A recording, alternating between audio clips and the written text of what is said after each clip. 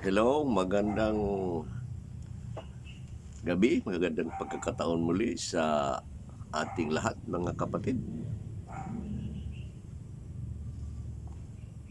Isang linggo na naman nakalipas at narito tayo sa isa na namang panahon ng ating pangangaral ng salita ng Diyos. At sa nakalipas na Biyernes, nag-usapan natin ang katangian ni Jesus na isang tunay na bagay na nagbibigay ng lakas sa atin bilang mga tagasunod sa Kanya, na siya ang ilaw ng sanlibutan. At ang sino mang susunod sa Kanya ay sila'y hindi na lalakad muli sa kadiliman, sapagkat magkaroon sila ng liwanag ng buhay. Sa pagkakataong ito mga kapatid, pupunta tayo sa mga sinabi ni Jesus. Isang bersikulo sa Biblia na panay na nating naririnig, a very common scripture. We will study about John 14:6. Ang salita ni Jesus sa Juan 14:6. Yan ang ating pag-uusapan ngayon, na si Jesus ang ating tagapamagitan. Tayo muna manalangin. Panginoong Diyos, kami ay nagpupuri dahil Ikaw ay ang pinagmulan ng salita ng biyaya. At sa aming panahon ngayon na makikinig ng inyong salita at magbubulay-bulay nito, mag-aaral nito, dalangin namin ang inyong biyaya ng inyong karunungan, na kami pagharian, na tunay nga kaming makaunawa sa mga bagay na inyong dalhin sa amin, tunay ngang biyaya para sa amin. Dalangin namin ang inyong paggabay sa amin sa bawat aral na amin ng mga nangatanggap, na hindi lamang sana parang dadaloy at walang kabuluhan, kundi mapupuno ang aming buhay, lalakas kami at lalago kami upang gamitin ninyo sa inyong kaharian. Dalangin namin ito sa pangalan ni Kristo Jesus. Amen. Si Jesus ang tagapamagitan. Sinabi ni Jesus sa Juan 14:6, sinabi ni Jesus sa kanya, ako ang daan, ang katotohanan at ang buhay. Walang sino mang makakalapit sa Ama kundi sa pamamagitan ko. Walang sino mang makaparoon sa Ama. Walang sino mang makakapunta sa Ama kundi sa pamamagitan ko. Yan ang sinabi ni Jesus sa kaniyang sagot kay Tomas. Si Jesus sa Juan 14 nagsabi na huwag kayong mabag-abag, huwag kayong maguluhan, sumampalataya kayo at ako'y pupunta, maghanda sa inyo ng tirahan. Kung saan man ako, naroon din kayo. Ngunit itong si Tomas, na kulang ng pananalig, tinatawag nga siyang Tomas Didymos, na yung unang sinabihan niya si Jesus, kung mahawakan ko lang ang iyong balikat bago ako sasampalataya, bago ako maniwala. Ngayon din, ganoon din ang sabi niya. At tinatanong niya si Jesus kung saan ka ba talaga tutungo at sino ang daan pagpunta doon. Ibig sabihin, kulang pa siya sa pananalig kay Kristo. At yan nga ang sagot ni Jesus sa kanya, ako ang daan at ang katotohanan at ang buhay. Bagamat sagot lang ito ni Jesus kay Tomas, ang mga salitang yon sa dulo nagsasabi, walang makakaparoon sa Ama walang makakalapit sa Ama, walang makakapunta sa Ama, kundi sa pamamagitan ko. Sinabi niya sa sagot na ito kay Tomas na siya pala ang mediator, tagapamagitan. Walang sino mang makakaparoon, makakapunta, makakalapit sa Ama kundi sa pamamagitan ko. Sa pamamagitan niya na siya ang daan, siya ang katotohanan, siya ang buhay. Ibig sabihin, ang tatlong mga salitang ito na sinagot ni Jesus kay Tomas ay ang pagiging tagapamagitan niya sa ating kaligtasan papunta sa Ama. At yan ang ating pag-uusapan ngayon. At ang kaligtasan na ipinagkaloob sa atin ng Panginoon, pinagkaloob sa atin ng Diyos sa pamamagitan ng kanyang anak na si Kristo, ay ginawa at nahahayag sa iba't ibang paraan o kapahayagan. Sinabi ng kasulatan ng ating kaligtasan na isang pagtubos, redemption. Tayo binayaran ng mahal na halaga. Kaligtasan ay isang pagbabayad, ransom. Tayo binayaran at binili para magkakasundo itong ransom at redemption. Ang ating kaligtasan ay isang paghalili, isang pagpapalit. Ang ating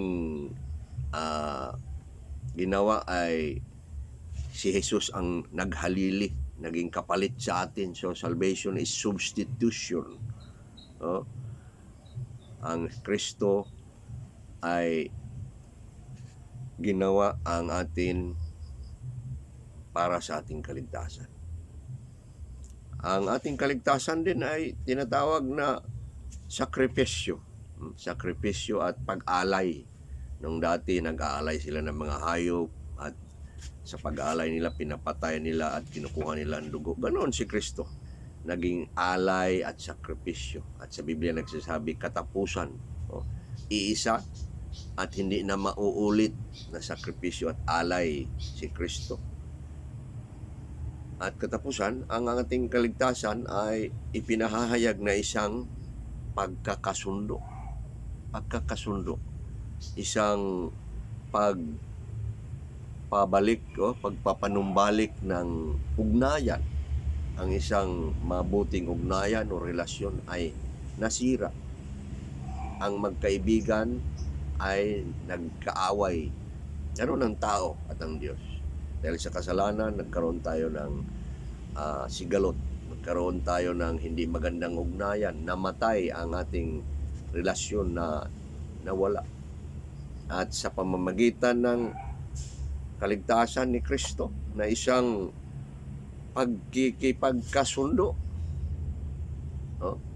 na siya ang ating tagapamagitan na ibalik sa atin sa mga taong kinilala na ni Jesus nung una, anang Ama, ay magkalooban tayo ng kaligtasan. Ipinagkasundo. Huwag nating kalimutan na kung ang kaligtasan ay pagbayad at pagbili, nabili noon, binili talaga. Kung ang kaligtasan ay pagtubos, natubos. Sapagkat ang mga tinubos, sapagkat ang mga binili, yun namang kinilala noong una, yun namang yung pinili ng Diyos. Ang bawat isa na halililihan, pinagpapalitan ng kaniyang katawan at buhay, ay nagawa. At ang sakripisyo at ang itong pakikipagkasundo ay naipagkasundo. Nangyayari, hindi ito kaligtasan na maaring mangyari o maaring hindi. Sapagkat lahat ng mga tao na ang Kristo ay nag-alay ng kanyang sarili para sa kanila ay silang lahat ay maliligtas. At yan ang sinasabi ng salita ng Biblia na sila ang iglesia. At kung tayo bahagi ng iglesia yan, tayo nga ay iligtas niya sa pamamagitan ng mga paraang ito sa kay Kristo Jesus. Yan ang tinatawag na biyaya at hindi sa atin, sapagkat ang kaligtasan ay sa Diyos naman. Kaya, tingnan natin itong si Jesus na tagapamagitan. Siya ay tagapamagitan bilang daan. Siya ay tagapamagitan bilang katotohanan. Siya ay tagapamagitan bilang buhay. Si Jesus nagsabi, ako ang daan, ang katotohanan at ang buhay. Walang sino mang makakaparoon sa Ama kundi sa pamamagitan ko. Una, si Kristo ay ang daan bilang tagapamagitan. Daan siya. Ang tagapamagitan ay paraan at daan ng pagkakasundo. Si Jesus tagapamagitan, paraan siya, daan ng pagkakasundo. Kaya maraming mga gulo, giyera, may tagapamagitan upang magkakasundo. Sa mundo ngayon, isang presidente dito sa Southeast Asia, sa presidente ng Indonesia, gusto maging tagapamagitan. Pumunta siya sa Ukraine, pumunta siya sa Russia, gusto niya magkakasundo sila at ipatawag daw niya sila. Ang tapang niya, sana nga mangyari. Isang tagapamagitan, si Widodo. Ngunit si Jesus ay tunay na tagapamagitan. Siya ang daan. Ang daan ay, ang tagapamagitan ay daan ng pagkakasundo. Ipinagkasundo niya ang masamang ugnayan ng tao sa Diyos o ng Diyos sa tao upang magkaroon ng kaayusan, pagkakasundo, pagkakaibigan. Yan. Kaya ang sabi ng Roma 5:10, sapagkat nung tayo ay mga kaaway pa, tingnan ninyo, ay ipinagkakasundo tayo sa Diyos sa pamamagitan ng kamatayan ng Kanyang anak. Yamang ipinagkasundo na, ay maliligtas tayo sa pamamagitan ng Kanyang buhay. Tingnan niyo ang pangako ng pagkakasundo. Si Jesus ang tanging daan. Siya ang daan ng pagkakasundo. Siya ang sa Kanyang pamamagitan ay ipagkasundo niya ang tao sa Diyos. Siya lang ang tanging daan sa ganong gawain. Gawa 4:12, itong sabi ng Gawa 4:12, walang kaligtasan sa kaninumang iba sapagkat wala ng ibang pangalan. Yun, si Jesus lang sa silong ng langit na ibinigay sa gitna ng mga tao. Sa pamamagitan nito, tayo'y mga ligtas. Wala na. Si Jesus lang na pangalan. Si Jesus ay ang daan natin sa Ama sa ating panalangin at pagsamba. Maliban na si Jesus ay daan ng inom ako.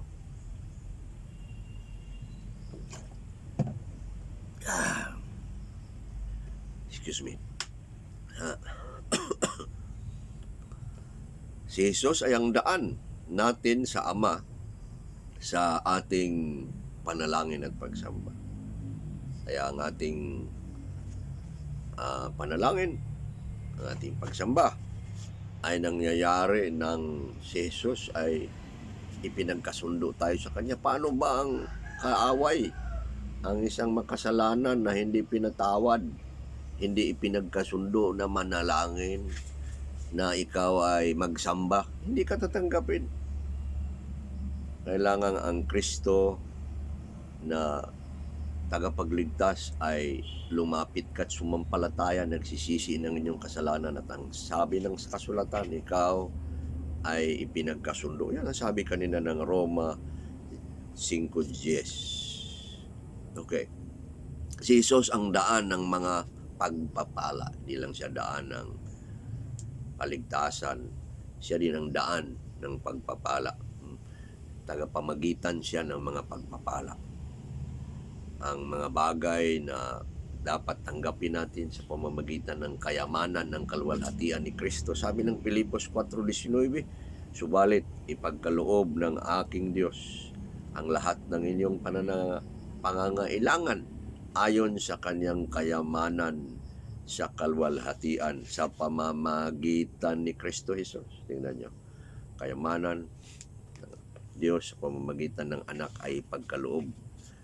Ang pamamagitan, ang tinatawag na pagiging tagapamagitan ni Jesus ay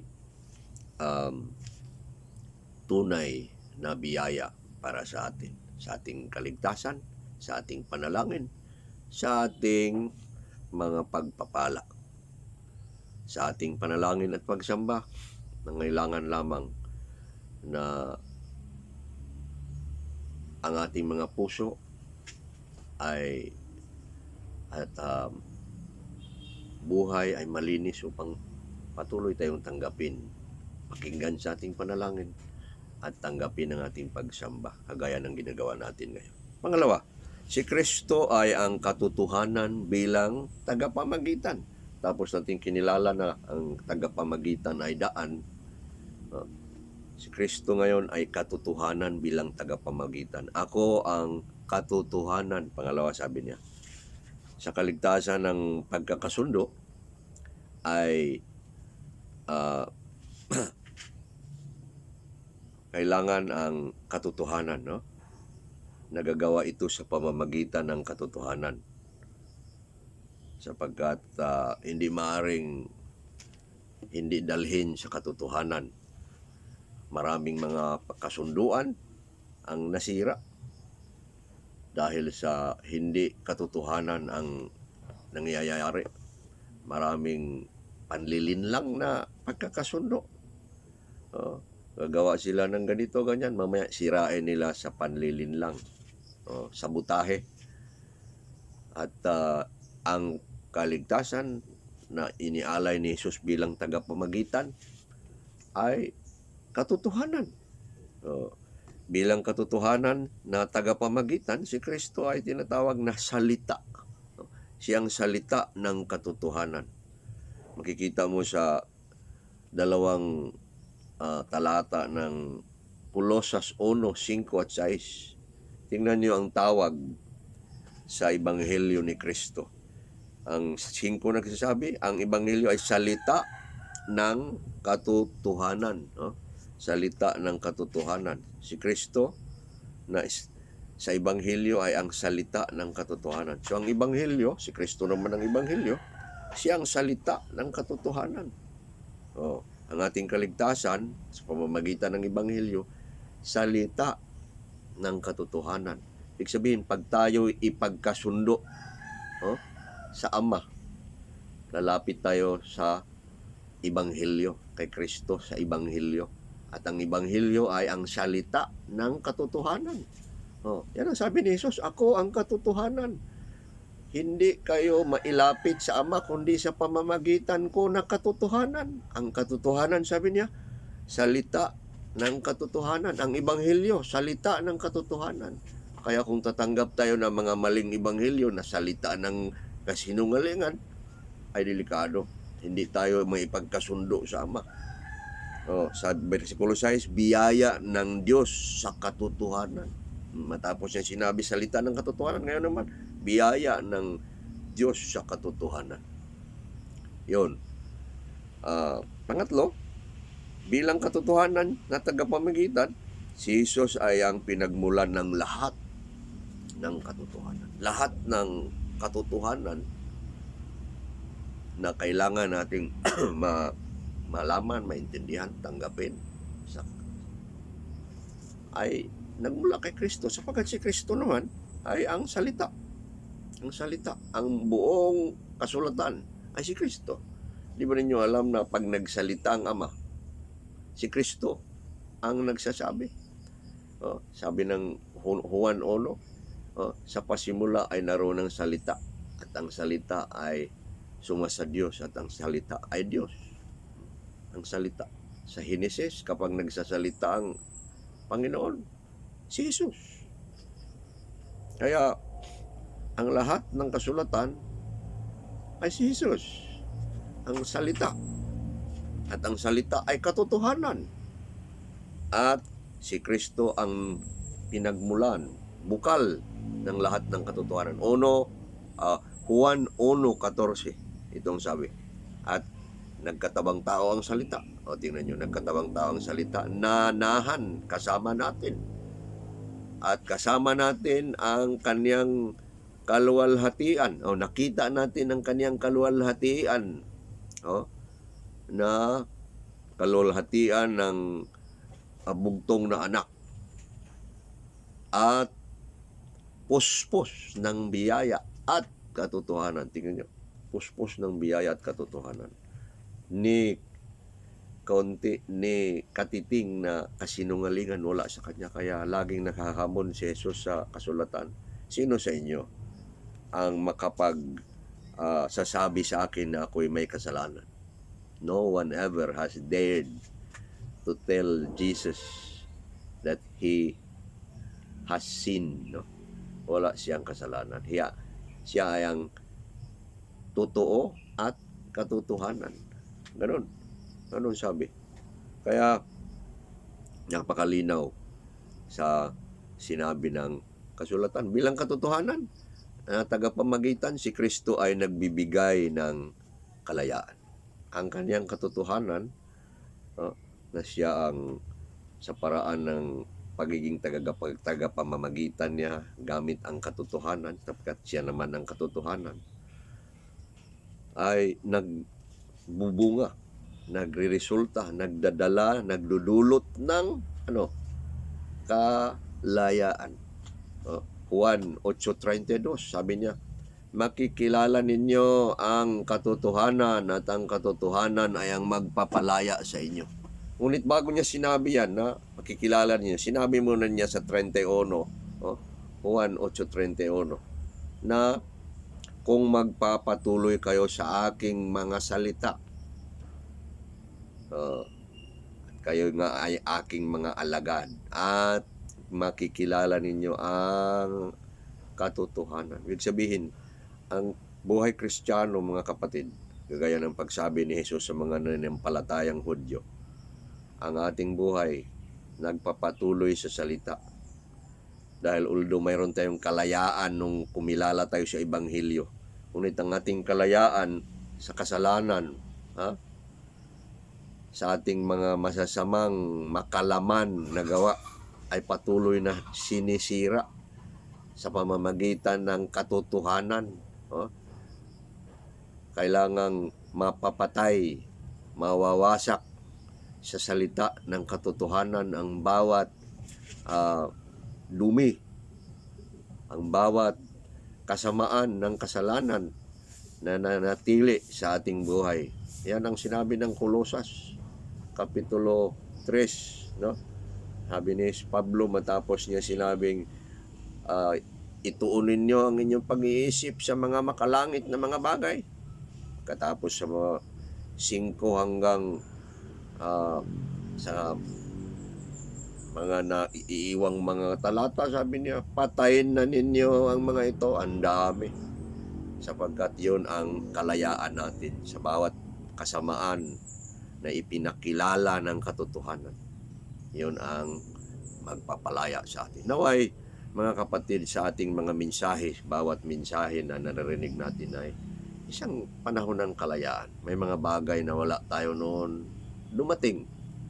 Sabi ni Jesus, magpapatuloy kayo sa aking salita, darating kayo sa kalayaan. Bawal, di mo alam dati na ganun ang iyong buhay. Dumating ang pagsaway sa iyo. Suko ka kagad. Sisi ka agad upang hindi na uulitin sabihin sa iyo. Sapagkat kailangang may nangyayari ang ating pakikinig ng salita at nagbibigay sa atin ng kalayaan. Pangatlo na ginawa ni Jesus na magiging tagapamagitan, si Kristo ay ang buhay bilang tagapamagitan. Matapos niya sinabi siya ang tagapamagitan sa pamamagitan ng daan, tagapamamagitan sa pamamagitan ng kanyang katotohanan. Ngayon, siya ay tagapamamagitan sa pamamagitan ng buhay. Siya ang buhay. Oh? Si Kristo ay ang buhay bilang tagapamagitan. Ang tagapamagitan patungo sa buhay ay buhay mismo. Hindi pwedeng mamamatay. Kailangan si Kristo lang ang mayroon yan. Naging tao siya. Oh? Although siya ay mamamatay, siya ay mabubuhay. Kaya ang kanyang tinatawag na pagkabuhay na muli, ng kanyang resurrection, ay katunayan na siya ay nagsasabi, ako ang dahan, ang katotohanan at ang buhay.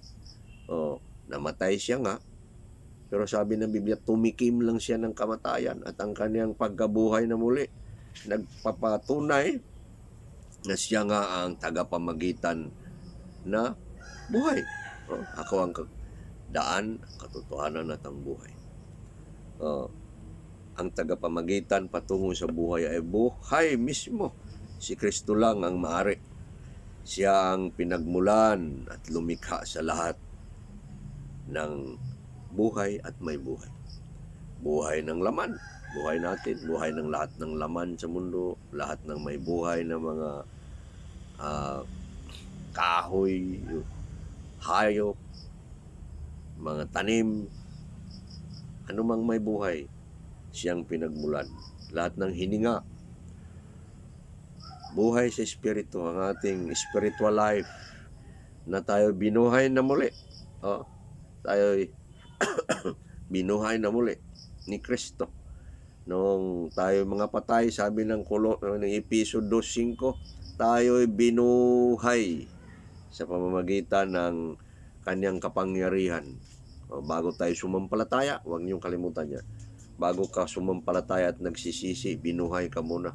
Kaya huwag kayong manampalataya, huwag kayong manalig, huwag kayong susunod sa aral ngayon ng karamihan na nagsasabi pag ikaw ay sumampalataya at magsisisi, ikaw ay mabubuhay muli. Baliktad yun. Hindi mo pwedeng buhayin ang sarili mo sa pamamagitan ng sarili mong gawa.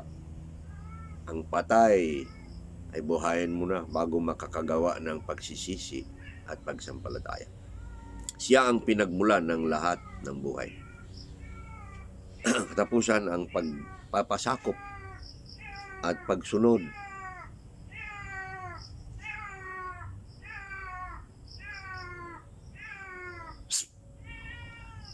yung pusa. Ang pagpapasakop at pagsunod kay Kristo ay nangangailangan ng isang masaganang buhay. Ang tagapamagitan na nag-aalay ng buhay, buhay mismo ang kanyang inalay. Ang tagapamagitan na Jesus, na si Jesus ay buhay. Ang kanyang alay, buhay, upang tayo magkamit ng buhay. Ang ating buhay na naputol dahil sa kasalanan, nilugtungan niya ng kanyang buhay. Yan, kikita ninyo ang tagapamagitan ng buhay. Siya sa kanyang cross, ng kamatayan, ay buhay. Sabi niya, ang sumampalataya sa akin ay may buhay. Dahil ang Kristo na nag-alay ay hindi naman talaga patuloy na namatay, kundi nabubuhay. Sabi nga ng 1 Corinto 15, natalo na, nagwagi na, nawasak na ang kamatayan. Yan. At ang katapusan daw na kaaway ay ang kamatayan. Sa ginawa ni Jesus na pagkabuhay na muli, nagkaroon tayo ng bagong buhay. Ang ating lakad ng Kristiyano ay dahil tayo'y naging isa kay Kristo. Pinag-aralan natin dati yan. Sa kanyang naging isa kay Kristo sa kanyang pagkabuhay na muli. Isa tayo sa kanyang kamatayan. Ngayon, isa tayo sa kanyang pagkabuhay na muli. Siya ang tagapamagitan na buhay at buhay. At ang kanyang paraan at na ipagkasundo tayo sa Ama ay ang kanyang buhay. Una, siyang daan. Nagkasundo tayo sa pamamagitan na siya ang daan. Pangalawa, siya ang katotohanan. Pangatlo, siya ang buhay. Naway na unawaan natin lahat ang mga ito dahil ang pagpapasakop at pagsunod kay Kristo nangangailangan ng isang masaganang buhay. Sabi ng Juan 10:10, no? Ang magnanakaw ay pumarito, no? Upang magnakaw, papatay at magwasak. Sabi naman niya, ako ay naparito upang kayo magkaroon ng buhay. Buhay na masagana. I came that you will have life and your life will be abundant. Abundant life. So ang pagtagapamagitan na sa kanyang buhay, dinala tayo sa pagkakasundo sa Ama upang ang ating kamatayan ay mabuhay muli. Ngayon, bibigyan pa tayo ng dagdag itong masaganang buhay. Yan ang Kristiyano. Wagamat maraming mga pagsubok, maraming mga bagay na hindi maganda, ang sinasabi naman na masaganang buhay ay buhay na sa mga tao na sumusunod sa Diyos, na sa tingin niya kahit sa mga pagsubok, naroon pa rin ang kasaganaan ng kanyang biyaya. Si Pablo, ang sinabi ni Pablo na kanyang ipinagmalaki ang kanyang mga kabigatan, sapagkat kung saan man siya mahina, doon siya matatag. Tayo manalangin. Purihin ka aming Diyos sa inyong salita na pinagkaloob niyo sa amin. Naway ang inyong anak na si Kristo na tagapamagitan, tunay ngang naging tagapamagitan sa bawat isa sa amin, na kami na ipagkasundo sa inyo at may isang relasyon na tama. Dalangin namin na sa bawat araw ang aming relasyon sa inyo, Ama namin Diyos, na inakda ng inyong anak sa pamagitan ng kanyang buhay at kamatayan ay maging malinis araw-araw, maging matagumpay, maging mabunga, at kami nga ay magpatuloy na mabubuhay para sa inyong kaluwalhatian. Dalangin namin ito sa pangalan ni Kristo Jesus. Amen. Sa sunod na linggo, yun ang ating anibersaryo at live tayo. Panalangin nyo ako na maging malakas lang kasi ngayong linggong ito medyo may ubo-ubo ako. Kaya medyo may kahinaan. Sana'y lalakas ako lalo sa sunod na linggo. Salamat mga kapatid at naway pagpalain pa ang inyong pagsamba.